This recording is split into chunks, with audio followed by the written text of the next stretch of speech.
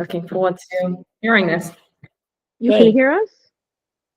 I can hear you. And you've got your microphone. I didn't know I wasn't muted. I would love to just know little bitty things like which transcription software and stuff like that you're using.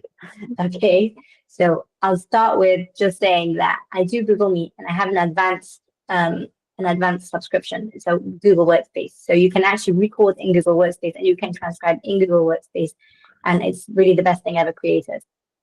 Did you like it better than Zoom? Honestly, it's free. So I don't really see why I have to pay for Zoom if I have this, and it's similar enough to Zoom that people don't get completely lost. So I just go for this. Okay. Okay, I'm going to, okay, should I mute you, Tamar? Yes, go ahead. Okay.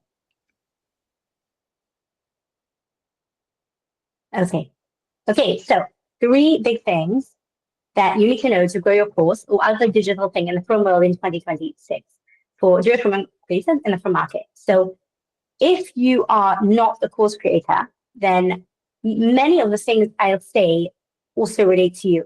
As in, if you've got a membership, if you're, I don't know, selling any digital thing, it could be entertainment videos. I do a lot of selling entertainment videos as well as course guiding. So I'm probably going to end up just talking to course creators because that's going to be the majority. But please, if you want to know how does it apply to your specific situation, there's a chat for that. Okay, so let's go. Okay, so if you don't know me, hello, I'm Sarah, or Sarah Manacha, as Rachel knows me from when I was very little, because we grew up together. I started off as a copywriter, so that's my background in marketing, and then I pivoted into digital product launches. I successfully, Baruch Hashem, launched a variety of products in different industries, loads of different industries. Okay, somebody's vacuuming outside the door, so if it's bothering you, please tell me. Courses, entertainment videos, summits, and launches ranging from 1K to 8K of revenue in the frum world. So the reason why I'm saying that is because, okay, first of all, so that you should trust what I've got to say. And second of all, because really big launches are very possible in the frum world. You just, you know, you just have to know how to do it and make it work. And I'm absolutely always learning with every single launch because really some launches do not work out for various reasons. Then you have to go and you have to take it. So every launch really teaches me a lot. And I'm going to do something extremely embarrassing. I'm going to go and tell them to stop vacuuming so loud. Hi, I can't have the noise. Please go.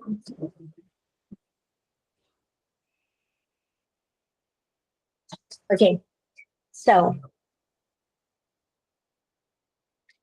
Okay, so as Rav Hashem, you'll walk away from this call with 3 shifts affecting from creators, real workable antidote speed shift, and a very fun AI things that help people finish what they start. So finishing courses is such a huge deal.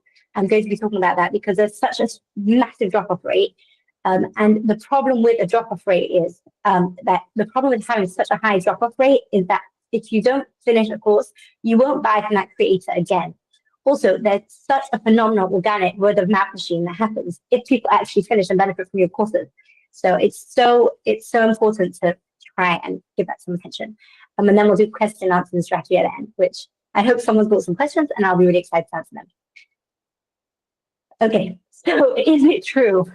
Launches aren't working as well as they used to. Okay, so just for those who haven't been in this world, don't do this thing the way, you know, the way I tell people to do it, the way many online gurus tell people to do it, is what do I mean by launch? It's a single stream funnel, which means that people start with signing up to a webinar or another launch event. It could be a challenge. It could be downloading an ebook or something. Then they get emails about the thing. So if it's a webinar, they get emails about the challenge. They actually attend the webinar, and then they get a whole stream of sales emails, usually one every single day for a week. Then every single one of those sales emails sends them to a sales page, which is like a long scrolling page, which answers every single possible question, and every single possible objection that person might have to this product. Then they buy and they don't have to ever after. Yeah, it's happily ever after, you know, when you actually take their course again, then that's it, right? So that's the one stream. That is what I mean by launch. Now, I'll just give a few well, at least one anecdote here is that, like, for example, I have a client here. I worked with them for 3 years. We consistently did this pattern, right? They gave a great webinar, people signed up to the webinar, and then immediately after the webinar, they went into a sales sequence and sales came in, right? The first day before the early bird ended, they got a whole bunch of sales. In the middle of the launch, we did a mid-launch bonus, they got 1 or 2 sales, and then at the end, they got many more sales. So it was kind of a W shape from the beginning to the end of the launch, but they did really well every launch, and the numbers were climbing every single launch until they stopped climbing. They just stopped, right? And they started dropping a little as well. Okay, and the list was double the size, or the list was much bigger, and why? And this launch should have been at least a third bigger than the last launch, and why wasn't it? Okay, so these just don't seem to be working so well anymore. Okay, so there are always people who are going to say that it's launches aren't working anymore because their numbers are down for whatever reason. And the honest truth is that there are about a million different reasons why a launch isn't working as well as it should. It could, from messaging to timing to every launch needs its own post-mortem. When you see a general pattern, that's when we're saying, I think it's more than that. People are using stuff that worked great 2, 3, 4 years ago, but not so well now.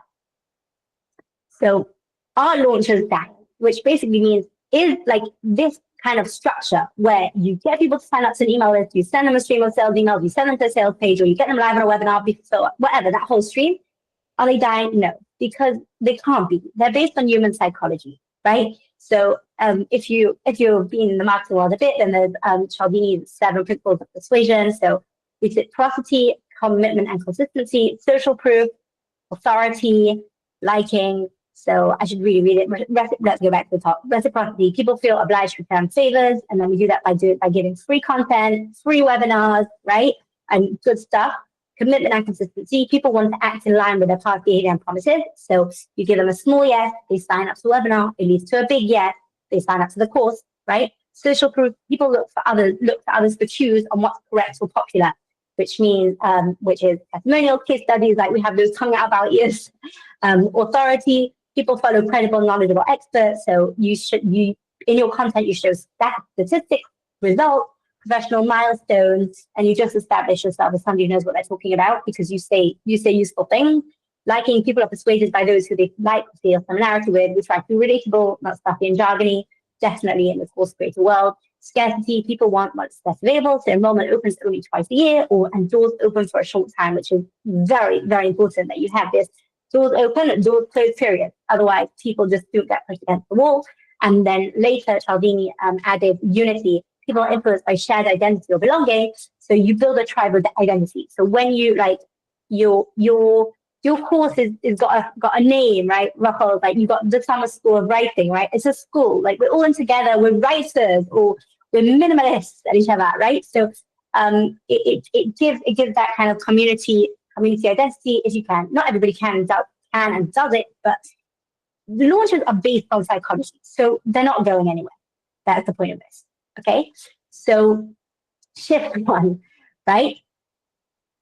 The first thing is that I believe it is true that people do have less time and money. So during COVID, that was when most courses went online. And now in 2025, the COVID party is truly over. And people sincerely have less time and less money. So everyone had loads of time in COVID. So people were signing up to courses more, and also money was around, right? So stimulus checks, whatever. But it's not only that the COVID party is over, like things are even tighter than they were. So now people tell you with mindset, no, if you've got a big mindset, for sure you'll attract the whales, the big spenders, And I do believe that there's a truth to that. And there is a truth to branding, and there is a truth to positioning, right? But I think that is an advanced tool set, okay? That you can't just be, you can't just have, you can't just attract these people without doing specific special things. Now, if I knew exactly what to teach, there's plenty of people who teach mindset and branding and all this stuff. That's not me to teach, Most general course creators, then they don't have the time, the patience, the energy, to keep buying these courses that keep promising these big things. We're just, we've got nose to the grindstone. We're getting moving. We're just trying to make money how we can, and we're just doing the best we can. So, when I come up with a really effective awesome mindset, of course, I'm going to share it with you. I personally haven't yet come across with that. But definitely, if you do get your right target audience, you strategize for the right target audience, you have the right mindset, all this stuff, I believe that you could, you could kind of bypass this thing. But the reality is that people are launching their courses, they're getting loads of refund requests, they're getting fewer enrollments, they're getting more interest in lower ticket offers. And the amazing Hannah Greenstein told me to also add, they're getting loads more pushback on pricing for people who didn't even end up buying in the end, right? So there's like this feeling that we're just getting that there's just not enough money and time around. So let's deal with some money antidotes. Okay, let's go. How are we going to solve this? Loads more requests for payment plans. Absolutely. Okay, so money antidotes, tripwire strategy. This is something really interesting what I just came across, and I think it's extremely, extremely cool. Now, it's a strategy which it will take time to set up. And it might not be natural for you, but basically the idea is that you have a whole bunch of lower priced products, right? And the creator that I saw doing it, full disclosure, not in the Jewish world, yeah, but I do believe it was work in the Jewish world as well. The creator I saw doing it each product was $7, no matter what the value of the course was. She originally made the courses and she priced them very high. But then she had a whole suite of courses, and then she priced each one $7 only, right? But they were tripwires. So she had like a free class, and then after you signed up for the free class, immediately after you signed up. Now, after you watched it, after you signed up, you were directed to a page which was selling you a $7 product, which was in line with that freebie. So she basically had a list of freebies and a list of products. She said what she found happening was that she found people clicked down every single product and opened up every single tripwire. So tripwire is like a very low price thing just after something free, and they bought a lot of them, which means, right, okay, the expert speaking, but I'm going to ask more on that. But what she found was, as in this is based on data, that people just went down the whole list and they bought every single $7 product that she had because they knew her, they trusted her, they liked her. And they were like, oh wow, there's a tripwire attached to each thing.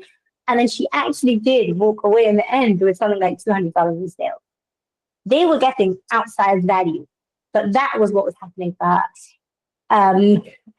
Right. So for now, that honestly, that whole tripwire strategy is a very big thing to set up. It won't work for a lot of businesses because it's like loads of freebies and loads of she was getting she had a big list, so she was getting some people just buying all her $7 products. So how many people are on her list? She's got a very big list. She's been building it for a long time. I don't know. But honestly, Tamar, just from what I know about your business, I think something like a lower price bundle could work well for you because of your people. I don't know for sure, but we'll get into that afterwards. So it's a big thing to set up. But if you could set up like that when people are fresh and ready to buy food, and then you have even a one tripwire, right? And I think you're getting regular sales from $7, on a regular basis. That's quite nice. Okay, it'll start off as pocket money, but as you slowly go up, it's a strategy. It may work for you, may not work for you, but I think that people should be using tripwires more. So share freebie, go straight into a paid product, or sell the paid product as you deliver the freebie. Okay. Yes, Tamara. Okay. Second, have mid-tier offers. Okay, some people only have would you advise having a tiny ticket offer after every freebie? Yes, I think it is done nicely. Why ever not? If you have offers, okay?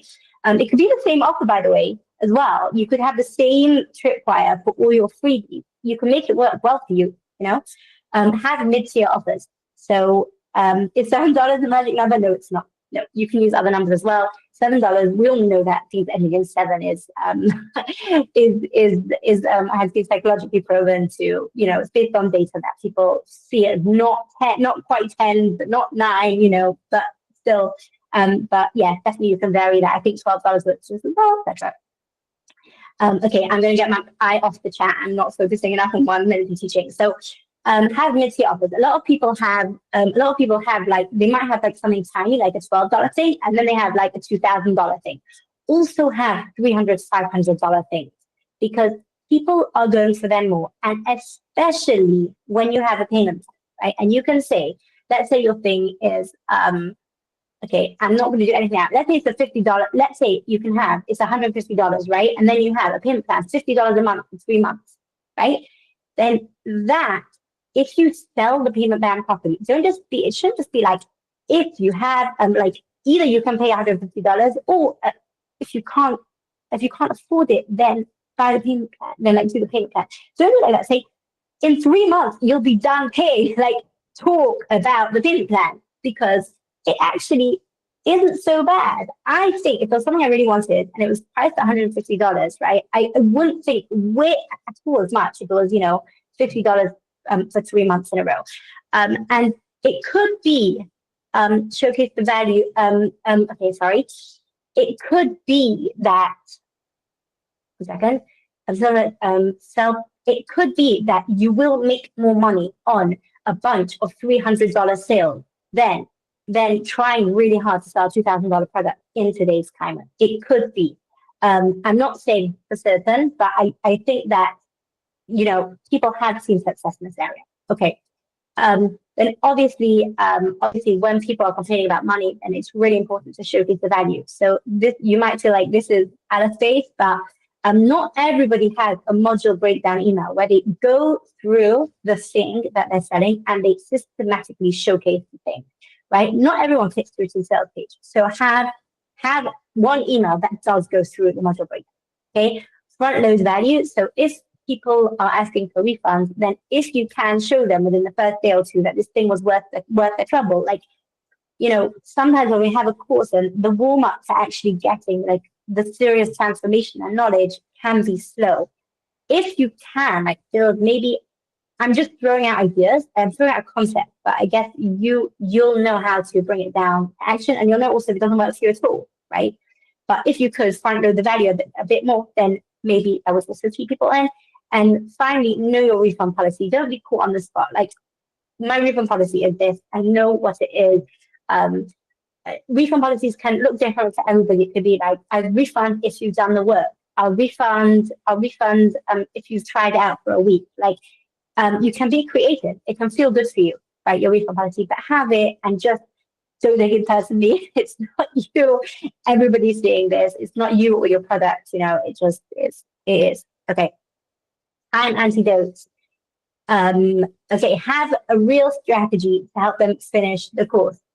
Thank you, Elisha Azareth, for bringing this to my attention in the strongest way. Okay, people often assume, creators often assume that their course, well, it's not assumed. They know their course is a solid course. So why are people dropping off, right? It's just a thing that we should have in our brains, that you should have a real strategy to help them finish. What is the strategy going to be? Is it going to be that I'm going to tell them in advance that I'm literally going to call them on the phone, right? 2 weeks after they bought it, and I'm gonna check on them, see how it is. Oh, I'm going to be in their inbox. You should definitely have like reminder emails going out. If you're giving them all the content at once, if you're having all the content at once, then you should have reminder emails at certain stages that they should actually do finish off your course. But I personally think that the strongest thing here would be human interaction, to actually hold them to some accountability. I mean, accountability partners, there is something you can do, that they actually have partners, but these things can also drop off. Like, oh, she wasn't available a few times, so then, it'll drop off. But definitely things like accountability partners, a buzzing community, if it works for you, if you can have some kind of community, these things do hold people accountable. Okay. I'm just going to now, right. Okay, so make it look simple and clear and not sketchy. So often sales pages can be overloaded with a lot of text. It's important that your offer does look simple. It does look clear. The text should have been. It's just like when a busy person looks at a sales page, right? If there's just information overload, right? That is going to be another reason that they don't buy, or they don't, another reason they don't buy or finish your course. No, that they don't buy your course. Okay. So if your copy is extremely clear and extremely tight, plus the layout, the design of the sales page showcases that clear, tight copy, you're gonna be definitely in a better place, right? I think one sales page I saw that was good was Malka Glick's web design page. If I don't think she's here, but she had there are some course creators who have sales pages out there that have very good tight copy. Malka Glick. Yeah. Okay, this objection mounts away. Okay, but generally the time offer does not wait, even with the busiest people, when the offer is what they need and sharp. When they really feel like they need it and it's clearly expressed, they will buy. Okay? Right, shift 2. People are taking longer to buy. This is so true. Okay? So I've heard definitely in the outside world that it's 50-50, that people have people have been collecting data on and looking at what their buyer life cycle is from when the person enters the world until they actually buy. And it can be 50-50. Half the people buy right away and half have a longer cycle. It could be even a different balance, but like it could be that that you have more people buying right away and less, it could be a slightly different balance. But there's definitely a very big percentage of people who are not buying as soon as they get into work. They're buying much longer after that. Okay. Why it's taking longer to trust, and also there comes the money. Like they're just more hesitant to spend, and it has to spend a long time in their subconscious until it actually until they get ready to spend. Right, so it could be that they trust you and they know you're good and they know you're really good at it, but at what you're teaching. But sometimes just the idea of spending a lot of money takes time to do, even if you know you want to spend it, right? Eventually, but it's just like the fact that I am going to be making such a big investment really does take time. So, okay. Okay, so what does it look like? It looks like no one buying on the first day of your launch at all. It could be that no one buys even a few days into your launch, right? And you're like, where are the sales? You could have people only buying after a year plus on your list. It looks like a dead inbox. You open your cart, and then you used to get a whole flood of emails of people saying, people asking questions, and like there was a lot of buzz in your inbox, but like no emails. Like, why not? Right? And here I just want to add a note: a launch is not over until it's over. Please never panic until after you've closed the doors. There's no such thing as forcing a launch in the middle. Thank you.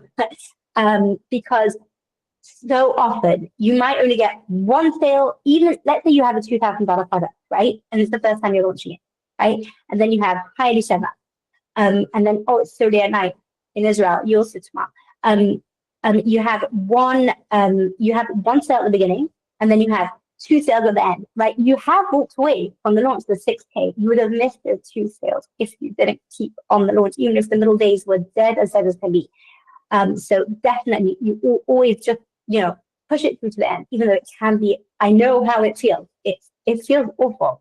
But if you can, just try and work through it and know that they're almost, I don't know, I can't say 100% there's a sale waiting to you at the end, but it's extremely likely that, you'll get that.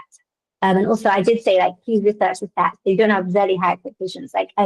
This is for people who are really much, much newer in the world. They invest a lot of money in what they're building, and they expect something like 150 students on their first launch. And we all know it's not possible unless you're investing 100,000 K.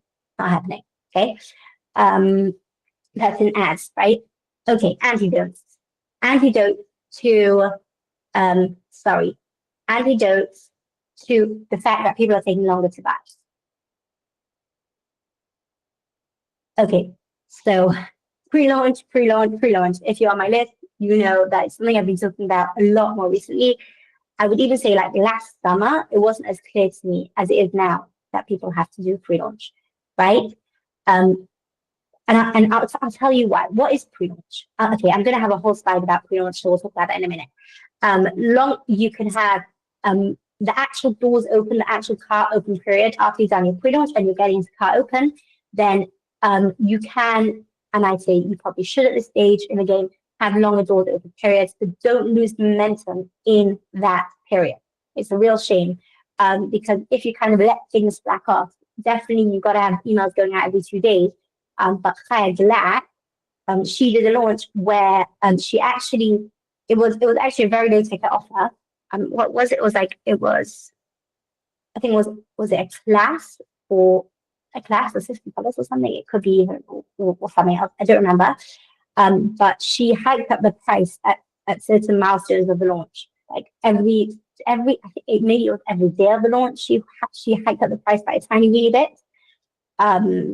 Or every few days in the launch. But it was a strategy which just ensured that she didn't lose the momentum, she didn't lose her people. If you have like 2 or 3 weeks of doors open, okay. Next one, add a ton of touch points. We all brought up in the marketing world that 7 touch points and then people buy. It's not true anymore. I've heard this over 20. I've even heard that it's 50. Okay. I think that's more relevant in the non-Jewish world than the Jewish world. I think that still you don't need that level of touch points, but I do think that when we're pre-launching and we're launching, let's add different types of touch points. Like also for different learners. So have video, audio, podcast, short, text, slide, right? Don't have to do all, right? But multi-sensory always works better for people. Also try and figure out other places where they can see it as well. So on other people's lists, but in your industry, shared communities, etc. And just if you are doing a summit, then summit work very well for this. Why? Because a summit is 1,000,001 touch points, right? Every single guest you have, you're interviewing them. Their touch points with you and your expertise. So summits work a dream. So there's multiple touch point thing, but not everybody can do it. Different touch points for the same audience, e.g. your list, or to get it in front of other people. I would say for the people in your funnel, right? So when getting in front of other people kind of comes under the category of list growth, right? I'm growing my list outwards. And getting in front of, but then different touch points to your same audience is funnel work, right? You're trying to convert the people who are in your world now. So I think we're talking about your audience on your list right now, but they'll see it also in small audience, in a child audience, right? Okay.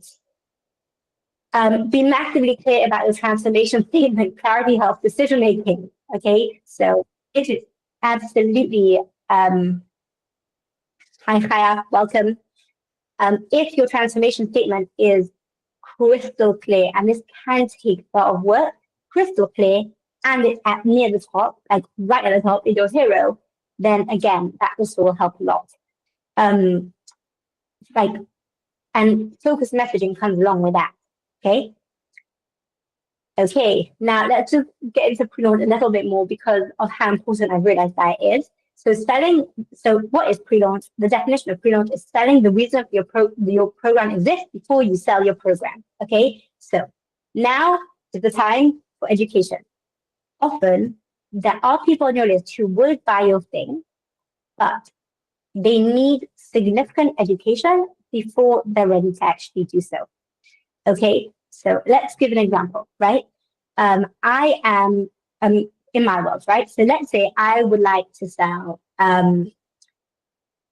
Let's say I would like to sell a mastermind, for example, right? And it's all about helping people build up the infrastructure that they need to be able to launch really well. Now, if you're a course creator and all you've been doing until now is ads, right? Ads is a mishpacha, then you may want to work with me, but what I'm telling you about, the whole idea of funnels and launching, it doesn't mean anything to you. You need a significant amount of education before you get to the stage where you actually appreciate that I need this in my life, that I actually need a funnel in my life. So, Rahul, I'm going to harp on you because we go back. So there may be people in your world, for example, who would like to get published, but they probably do not realize the amount that they need to know in order to get published. They don't realize that magazines have specifications. They don't realize that they need to have certain elements of their plots, they don't even know that. They just think, well, I'm pitching and it's not working. It could even be, I'm jumping already to my next slide, it could even be that they think the solution is not your solution altogether. It's a different solution. You might think, I need to give me an idea, like I need to pitch more. Maybe I'm just not pitching enough because the writer of Harry Potter got refused 1 million times before, so maybe I just need to keep pitching. That could be. Or they think it's the editors who just don't like their stuff, or that their stuff is just not a good fit. That's it. There's nothing they can do, you know. My stuff is too out there to be published. So, Right. Okay, Tamar. Go on. Do you want to answer? Do you know how to unmute? You're going to have to mute. People think that certain authors get the money and no one else. Right. So, I mean, there's favoritism. They'll only take people with certain names, and that's it. Yeah, it's true. I didn't think of that, but it's like it's a new way of looking at it, that people might not actually realize what I offer that can help them get published. Sorry. Right. Yeah. Right. Okay. But I just want to, before we go into that a little bit more, because it is actually my next slide, wanted to zoom through what pre-launch looks like. Now, this is not from me. There is a non-Jewish woman called Brenna McGowan, and she is the queen of pre-launch. I've learned a lot from her.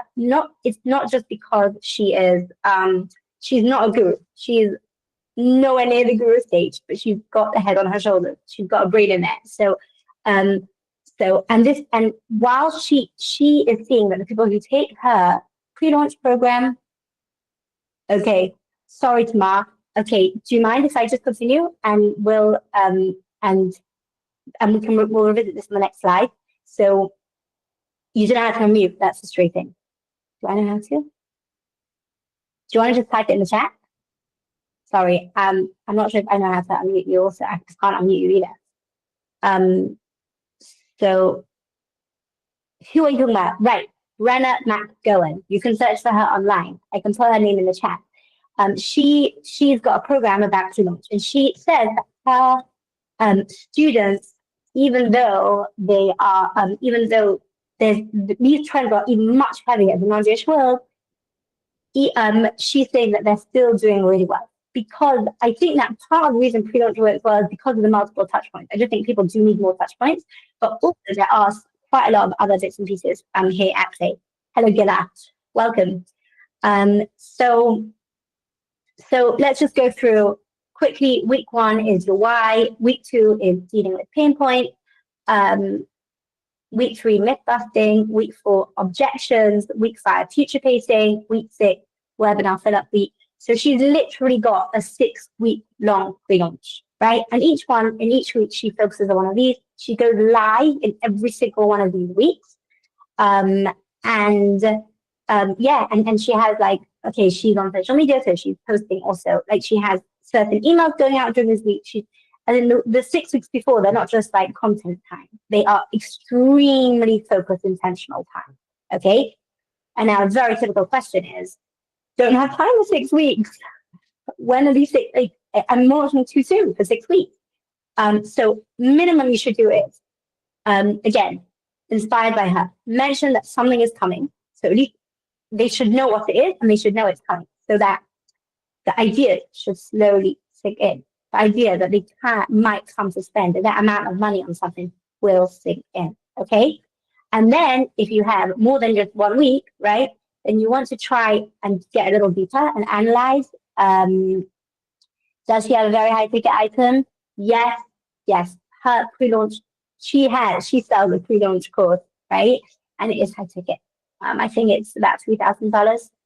So where did they come from? Cold or warm? How are they? Right. So how aware are they? How aware are they of your thing? So we discussed this just before. Are people actually looking for the wrong solution? You'll have to educate around that. Okay. So like for example, in my world, right, people are offered, like they think, why is my launch not working? It's because my copy is rubbish. It's because I'm years ahead of my time. People don't appreciate this yet. There's not enough people doing this yet. Or I need a better design on my sales page. Or I don't have enough money for ads, right? They could be like, they're literally looking for solution in the wrong places. They're looking for a copywriter. They're looking for cheap places to place their ads, right? And they don't realize that what they really need is pre-launch. Okay, right. I don't know too many people that want to hear that something for 6 weeks and not get off serious. Okay, so that is why it's not. She is not talking about her program. It's not about the program. It's about definitely okay. Mention once or twice that something is coming. You can drop hints all the way through the pre-launch of like you can drop hints all the way through that. I'm like, oh, and I talk about this in my course, right? But you're not only talking about the course. It's way more about education, right? Another element here is, are people really in deep pain? So some people on your list are desperate for your thing, right? But it's a tiny percentage. Other people, most people are not desperate for your thing. But if they had more education, they would actually understand why they need it. As in the pain threshold, the pain level will go up because you're teaching them more about why they need the thing. Okay, so this actually is. I've got quite techy and quite psychology and quite into the nitty gritty of this. So I hope it's clear, and please, I'll take questions at the end of course. But the basic summary is pre-launch the week before a high ticket offer or even a mid ticket offer is time for education. Figure out if people are looking for the wrong solution, figure out if people don't really feel the problem so much, and just talk about it. You can offer even small solutions for it, right? As in, it is pretty much in the form of content, but it's intentional content. And then, of course, building your authority, right? People need to respect that you've got something to offer during those 5 weeks or the limited amount of time you have. If you have only 2 weeks, just try and show that you know what you're talking about as much as possible during that time. Okay. Shift 3. Now, this is everywhere. Thanks to AI, is that people are desperate for people with personality. People want you. AI is great for outlines, but your stuff needs your energy exploding out of it. And I'm just going to shout out to 2 people on this call who I know personify this. It could be that everyone else does as well. I just don't know. Rocco, I don't know why I'm not on your list. But Tamar, you've nailed this. Elisheva, you've nailed this. I know both of you, someone both of you this. But when your energy and your personality is exploding out of your email, then the engagement it's just a totally different story. Okay. So what does this look like? People are losing interest in followers' content, and subscribing, unfollowing, etc. People are just not responding to ChatGPT sales sequences. When people see that there's a shift in tone when you come to sales, then they feel it, they know it, right? Because you're using templates, or because, we'll talk a bit more about sales sequences in a second, okay?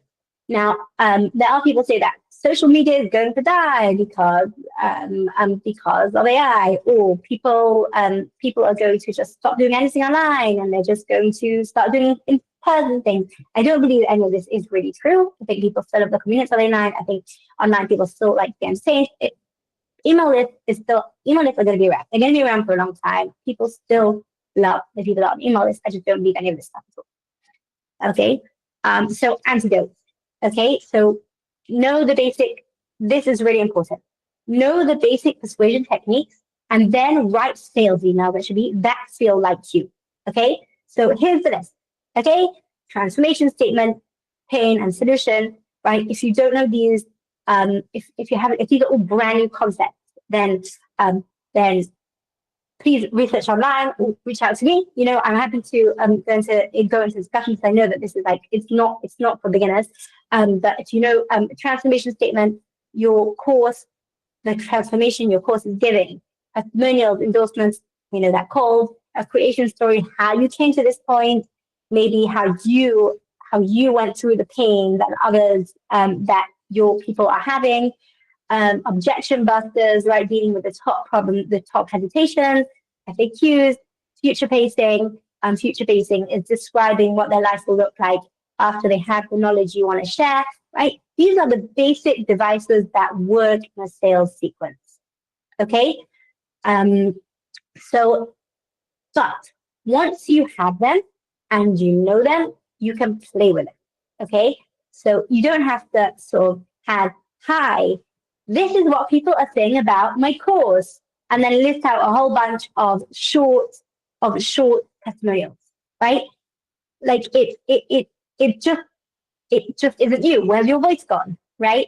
You can say, so I was walking down the street and I met this. I was recently talking to somebody who does has a course for new mothers, and she was saying, and I thought to do something like I was walking down the street and I met this young woman and she was pushing a baby, so gorgeous, down her arm. And I asked her, how did XYZ go? Because I know you were so worried about this before, right? That's a testimonial without being awkward. Okay. And I was going to I had an example of how you play with testimonials. Let me just share another screen of mine.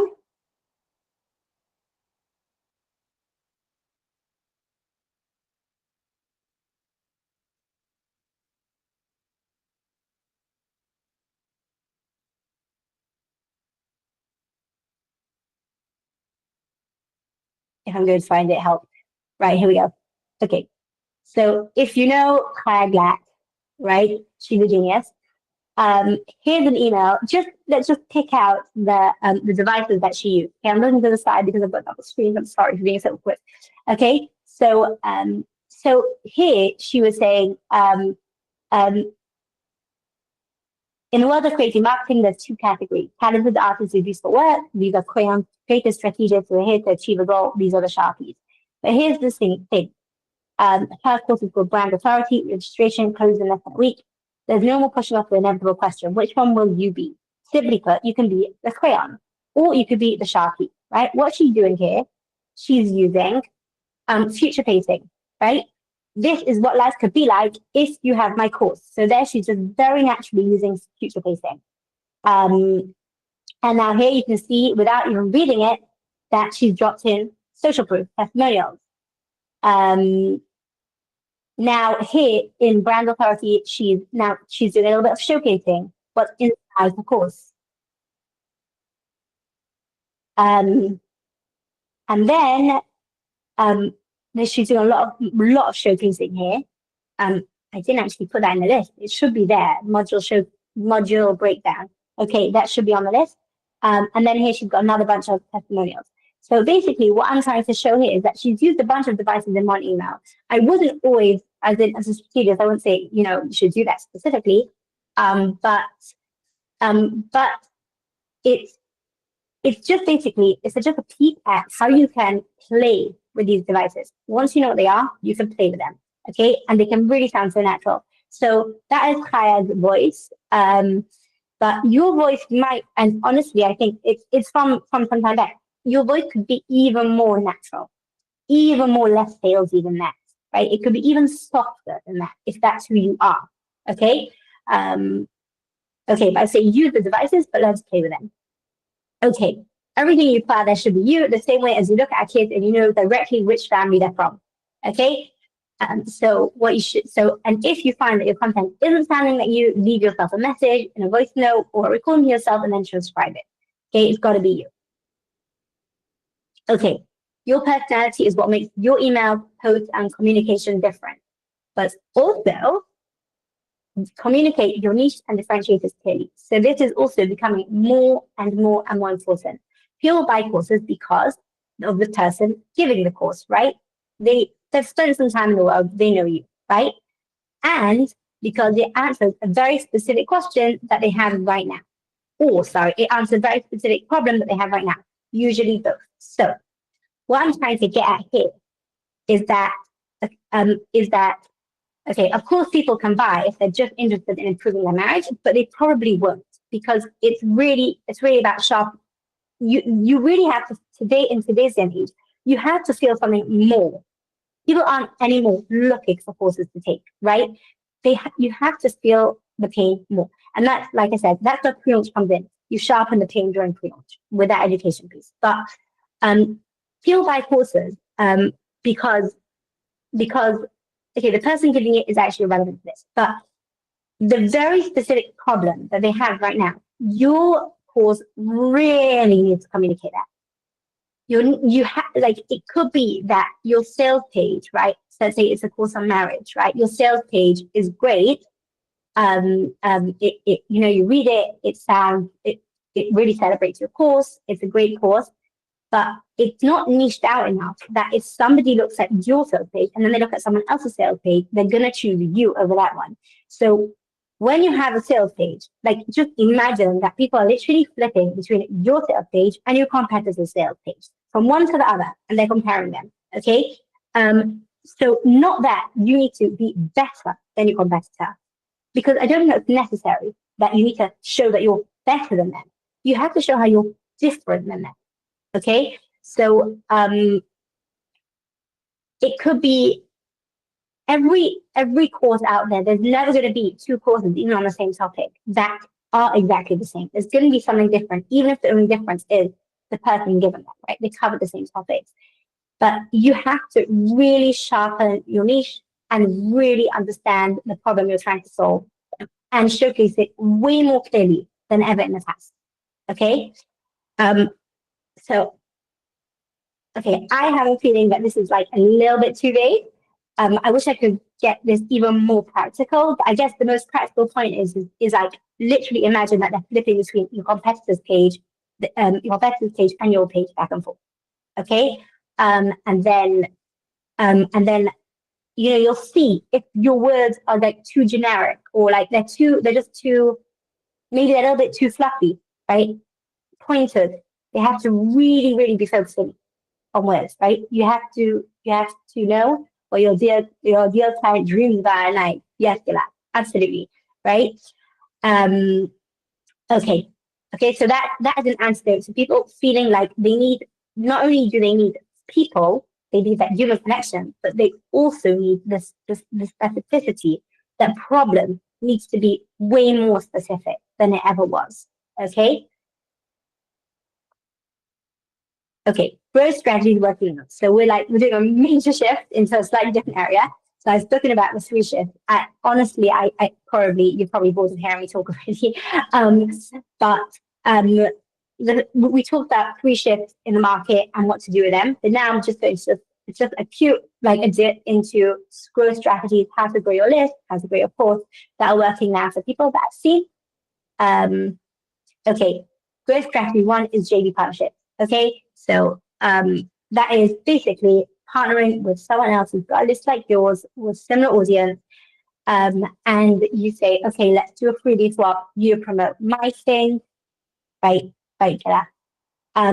Sorry to that. Yes, even if they don't need it, what about, of course, I think it's more luxury idea, but not a high ticket luxury. Okay. I'm going to get back to that. It's a really good one. So growth strategy one, JV partnerships. Find people who have lists. And honestly, it doesn't only have to be people who have lists. It can be organizations that have lists. It can be even companies that have lists, right? That you can promote a freebie on and get them to do it for you, and then you'll promote them to your audience. And I think the most perfect example of this is if you have, let's say, a woman dealing with a woman who is like a child, who is a labor coach, right?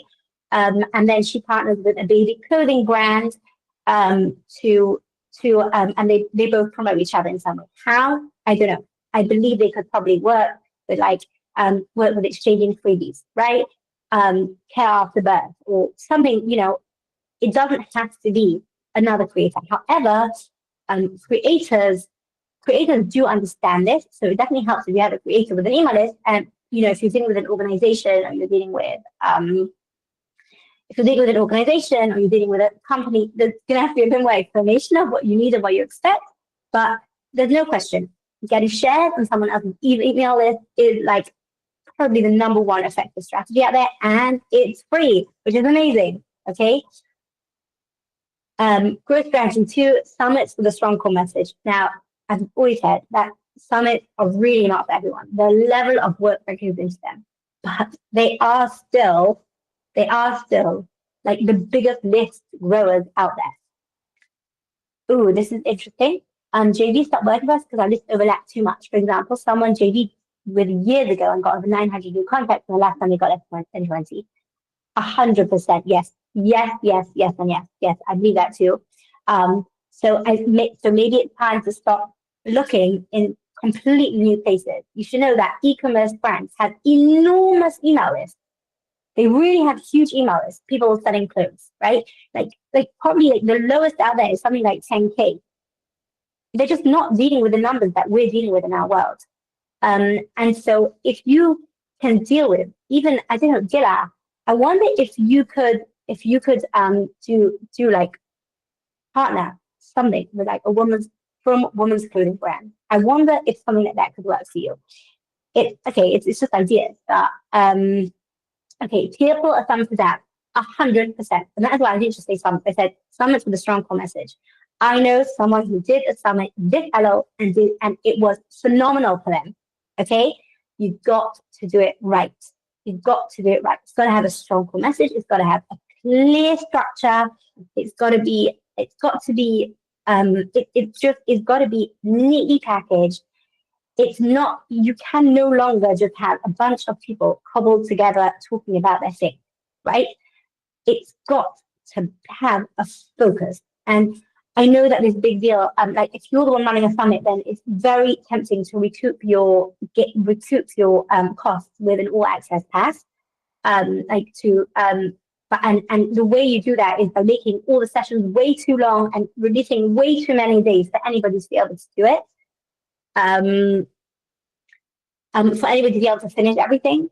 But I am wondering if an approach to summit where you have like Hannah Greenstein, her summit was phenomenal. She got everybody to speak for only 1 minute. That was a really original idea, right? The jam drop. She got all her creators to speak for 1 minute, and they all promoted to the list. And I was seeing comments like, I was hearing about comments like your summit is the first one that I actually finished listening to, right? Such a feeling of satisfaction and accomplishment, right? Why the summit always has to be accompanied by this disappointment that, oh, I'm never going to finish everything. Oh, it's too much. It's so amazing, but and then only if I get, you can grow your list, and then if immediately after the summit you run your launch, it should do really well. Why shouldn't it do really well, right? They do. So I believe that it's like we're up to level 2 of summits. We've got to grow, Jewish world, we've got to grow up where summits are concerned. Interesting. I heard from many people that they didn't like it. They wanted something a little bit more. Really, the jam drop. Interesting feedback. Okay, but was it? That's your own people. I wonder if other people got a taste of you and then started getting interested in you. Okay, fine. Okay, and growth strategy 3 is some paid spots. So there are some paid spots which are working really well. It's just really a matter of research. Okay, there are people who are selling spots on email lists. I've seen some specific ones that work. If you want to know the real deal, get in contact with Hannah Greenstein, who knows her media cold, right? But there have been some real successes in paid, like not hugely expensive, but some payments. Okay. Now blogging is this is just something super interesting that I came across just now. Apparently, Times of Israel has a blog. And I have recently met a creator who blogs regularly on Times of Israel. You can apply to become a blogger on Times of Israel. And they get a steady stream of leads. for their because they're allowed to put their information at the bottom, and people visit their site and get their freebie, a steady stream. And not just now, it's like these for years, they'd be getting a steady stream from their blog. And now, their topic is not even one that most people would find interesting. That is what blows my mind, okay? It's really not an alluring, fascinating topic.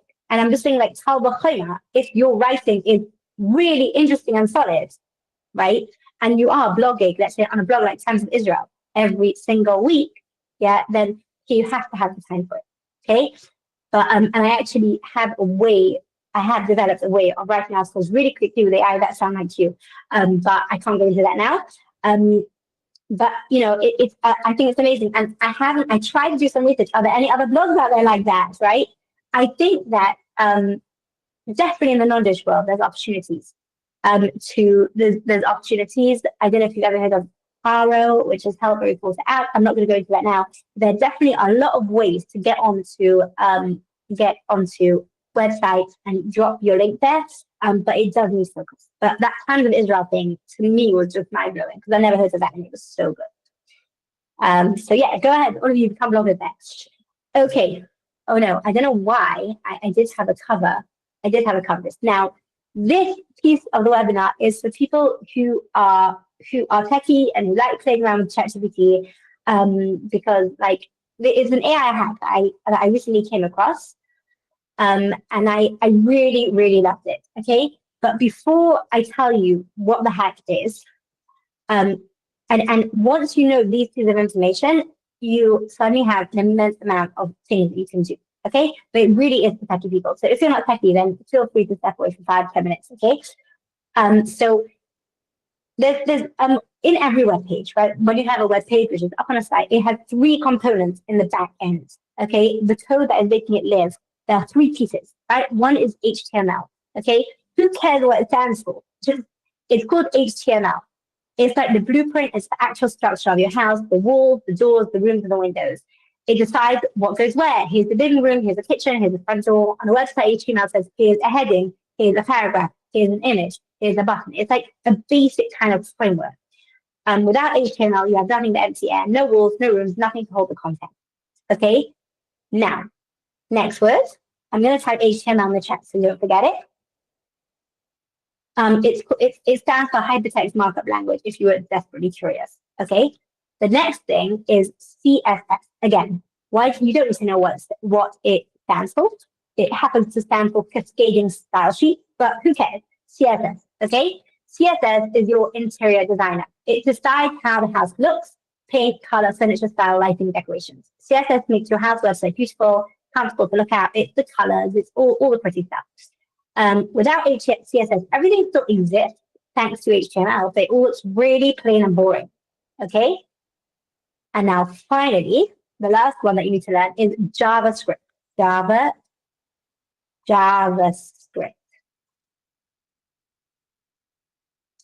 Okay, JavaScript is the functionality. JavaScript is the electrician and the plumber of your house. It adds the power, the motion, the interactivity, and makes the light turn on. Okay, on a website, JavaScript makes the buttons work, animations play, forms respond, things update. It basically makes everything work, right? So when something on the site isn't working, it's because there's something wrong with the JavaScript. When a site is like, it looks awful, but everything's there, like we sometimes have that with filters, right? The site looks horrific. Or like you can sometimes have huge icons, everything is there, but it just looks horrible. That's because there's an issue with the CSS, right? If there's an issue with HTML, you don't have a site. Okay? Hi, guys. Okay, so HTML, CSS, JavaScript. Okay, now I am going to switch to ChatGPT. Now, and I'm going to be weirdly looking to the side. Okay, now in the course creation world, right, there are some things that we've always loved to do, we've always dreamed of doing, but we couldn't do it because it just cost too much, or like has to pay a developer or whatever. Okay. With ChatGPT and knowing these basic concepts, there are things that you can create so quickly. So the first example that I tried was a quiz. Okay, wouldn't it be cool if you could give a quiz to your people and ask them to and get them to take a full quiz, and then at the end it grades them and gives them answers and shows them, where they're and gives them some diagnosis or something, right?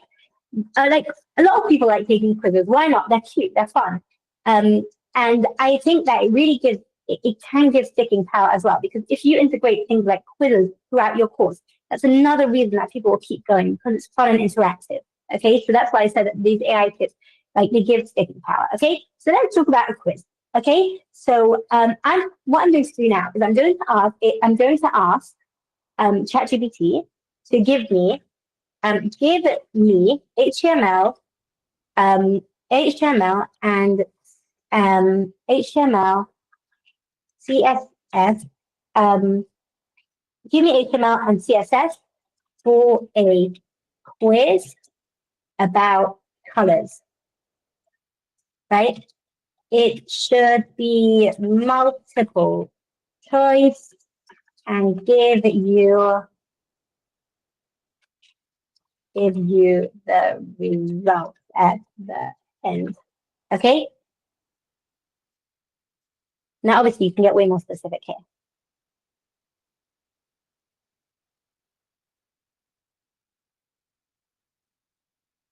Okay, can you see it also needs a bit of JavaScript? While I can explicitly ask for JavaScript, I can embed it with an HTML file. Okay?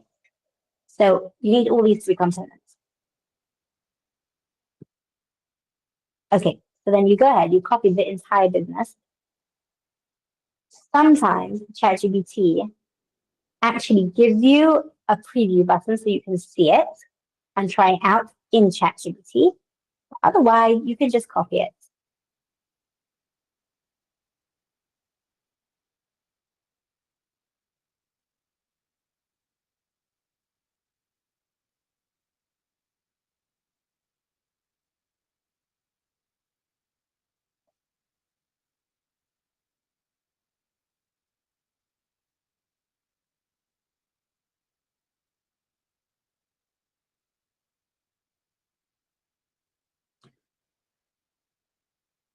So then,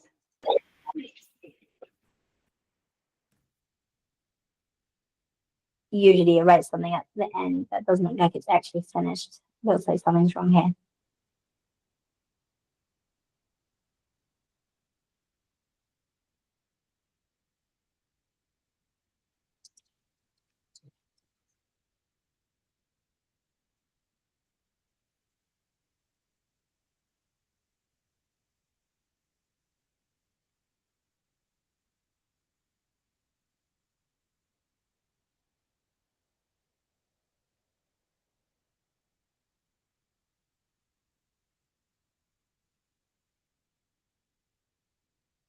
Oh, yay, I got a preview button. That's cool. Okay, so that's nice. I'm going to be able to show it to you here. But I just want to tell you that you can take this, and almost any landing page builder has what we call an HTML block, where you can just drop this stuff, copy it and paste it in there. So it'll be live online for you. MailChimp, for sure. You can open a MailChimp account just for this, right? And just create a landing page, drag in a code block, right? One of these blocks with, like, an arrow on each side, and then just pop this in.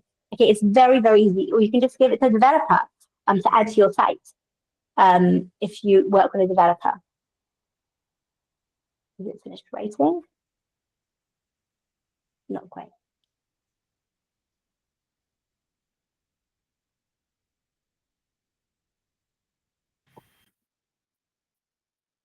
Sarah, can you do this with, like, giving them really detailed instructions of every question, multiple choice, whatever? Of course, for sure, absolutely.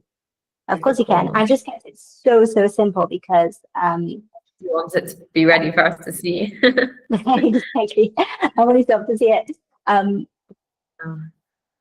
Yeah. Okay. I don't know how long this is going to take.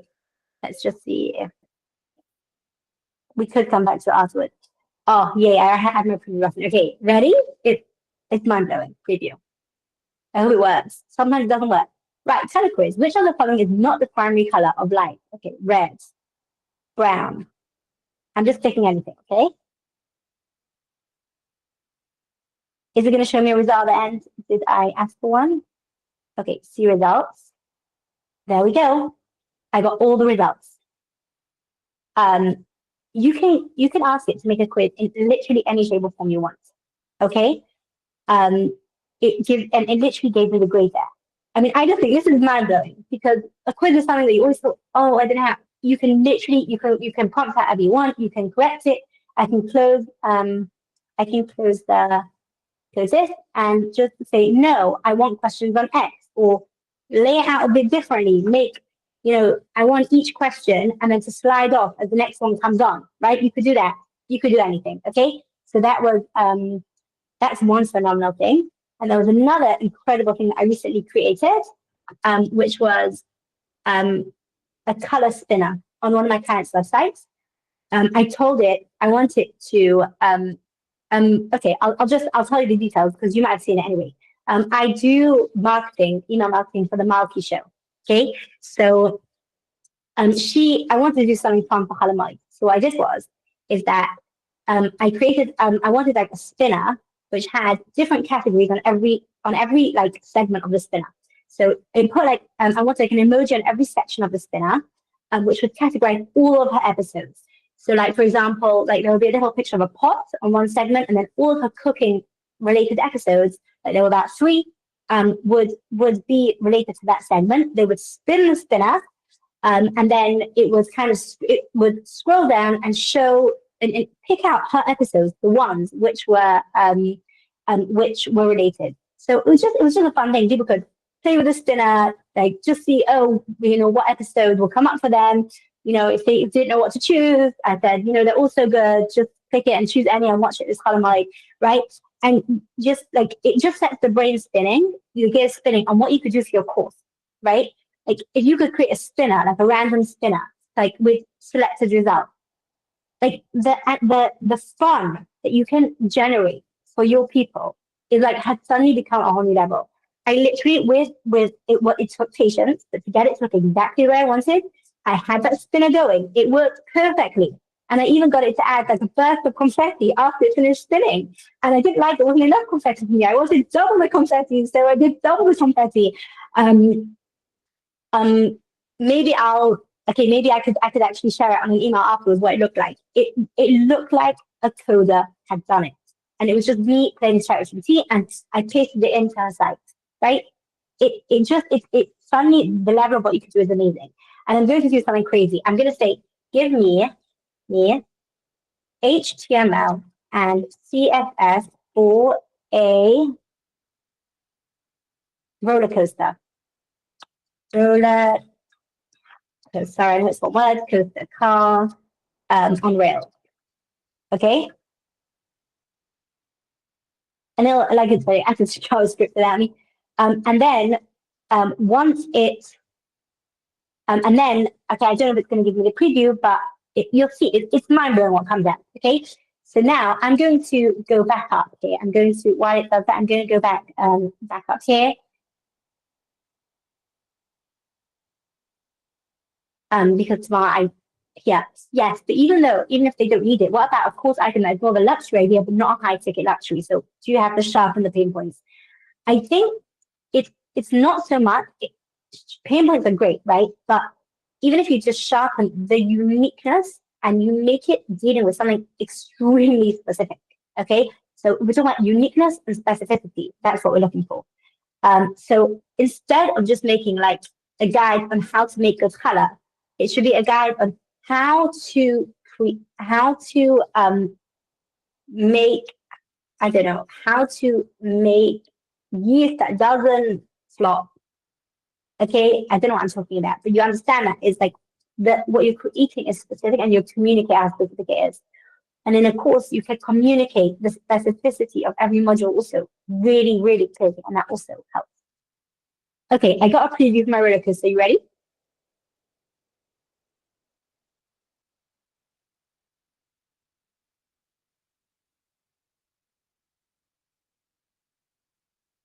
Okay, so clearly my roller coaster needs work. The wheels are on the side, right? But can you imagine?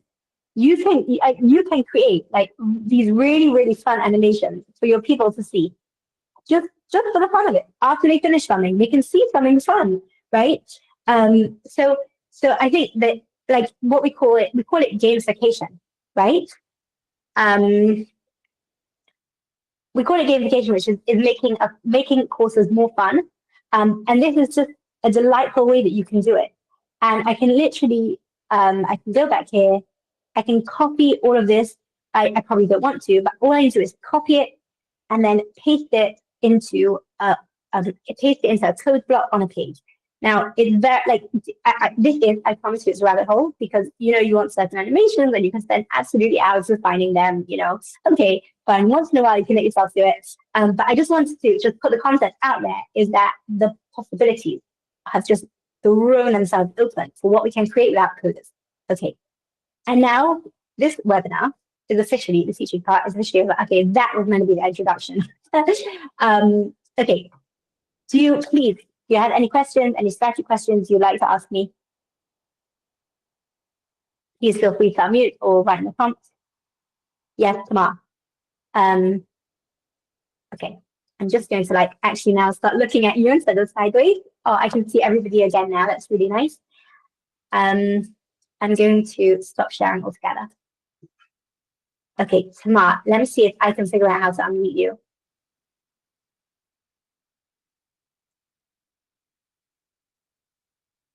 Nope. Oh, it says you can't unmute someone else. So, Tamar, you have to do it yourself. It's at the bottom.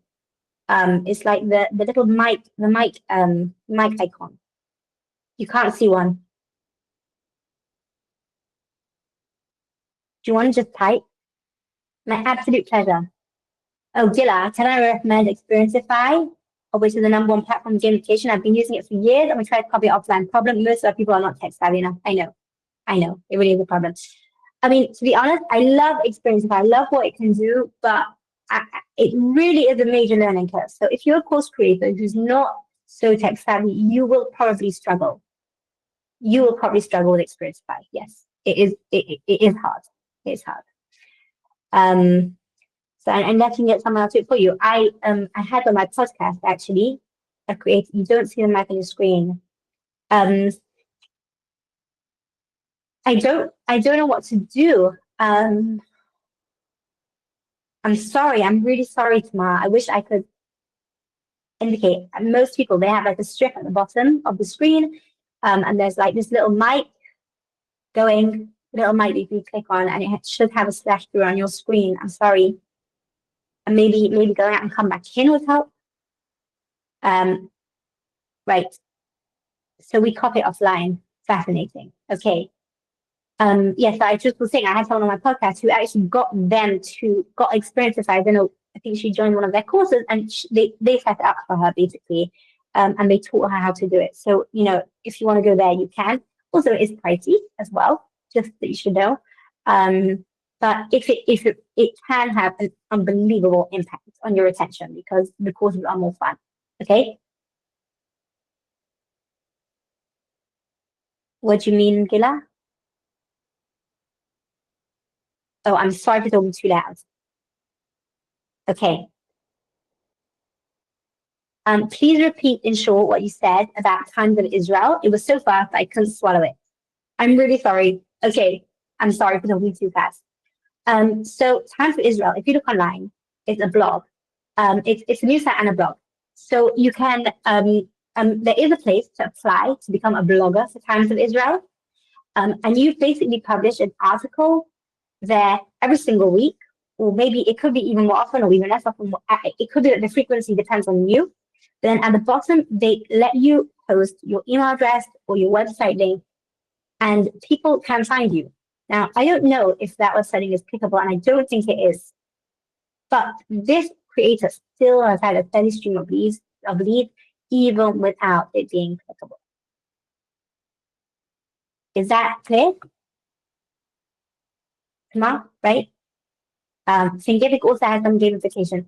But honestly, I don't know Thinkific so well. I've only seen like the lower levels, but anything with badges or with badges, it is going to like badges or milestones or some description is going to help with the retention for sure. Okay. Any other questions?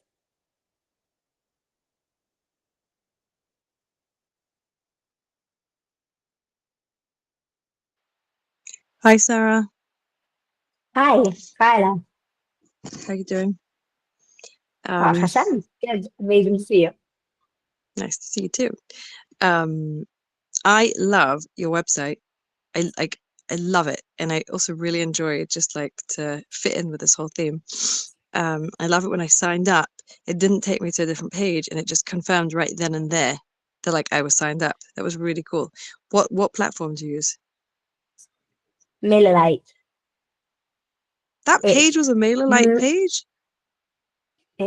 my entire website is MailerLite. It's all Wow. built on MailerLite. Yeah. Wow. That's so cool.